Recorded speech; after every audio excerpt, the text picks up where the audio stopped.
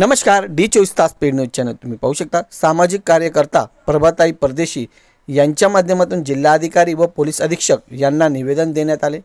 शाळा परिसरातील लहान मुलींना छेडणाऱ्यावर कठोर कारवाई करा, तसेच धुळे जिल्हा हा कायद्याचा जिल्हा असावा असे देखील यावेळी त्यांनी प्रतिक्रिया देताना सांगितले। परदेशी आज आम्ही धुळे शहराचे SP साहेबांना दिवरे साहेबांना निवेदन दिलेले आहे। निवेदनात आम्ही अशी मागणी केलेली आहे की भर चौकात ज्या नराधमाने काल 7 वर्षीय बालिकेवर अत्याचार केलेला आहे, तिला पकडण्याचा प्रयत्न केलेला आहे चिठ्ठी वगैरे टाकून, आणि लोकांनाही आवाहन करू इच्छितो की असे काही प्रकार पाहिले तर बघ्याची भूमिका घेत नका जाऊ। दुसरं असं SP साहेबांना सांगायचं आहे की ज्या पद्धतीने नाशिक जिल्हा कायद्याचा बालेकिल्ला झालेला आहे, तर धुळे शहर कायद्याचा बालेकिल्ला केव्हा येईल हे त्यांनी आम्हाला मीडियाच्या मार्फत सांगावं। दुसरं असं या अंशावर कठोर कारवाई तातडीने करण्यात यावी।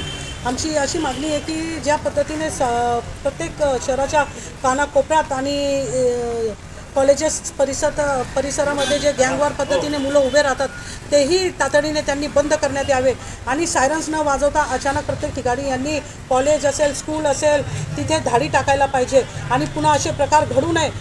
आणि या ज्या नराधमा उद्या सापडलेला आहे तो डिटेक्ट झालेला आहे असं आम्हाला सिटी पोलीस स्टेशनचे दिलीप दगडू पाटील साहेबांकडून कळालेलं आहे, तर त्याची धिंड तोंड काळा करून त्याच चौकातून काढण्यात यावी। एवढं बोलतो, थांबतो, धन्यवाद।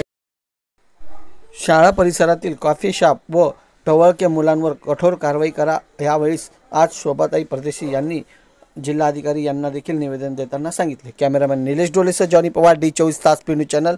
जय हिंद, जय महाराष्ट्र।